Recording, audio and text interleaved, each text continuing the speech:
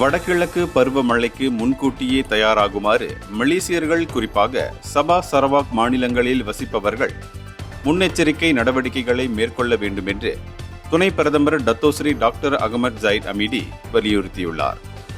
இது பலத்த காற்று வீசுவதால் மழை மேகங்கள் வழக்கமாக இருக்கும் கிழக்கு கடற்கரை பகுதியிலிருந்து நகர்கின்றன.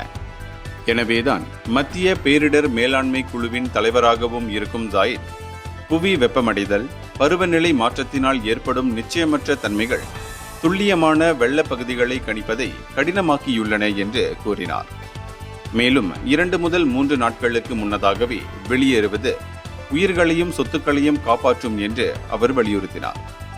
இதனிடையே நட்மா அரசு சாரா தொண்டு நிறுவனங்கள் துப்புரவு உபகரணங்களை வழங்குவதால் நிறுவனங்கள், தன்னார்வ குழுக்களுக்கு இடையிலான ஒருங்கிணைப்பு கணிசமாக மேம்பட்டுள்ளது என்றும், இதனால் பாதிக்கப்பட்டவர்கள் விரைவில் மீண்டு வர முடியும் என்றும் அவர் கூறினார். பொதுவாக ஜனவரியில் முடிவடையும் இந்த வழக்கமான பருவமழை ஆண்டின் முதல் காலாண்டு வரை நீட்டிக்கப்படலாம் எனவும் அவர் தெரிவித்துள்ளார்.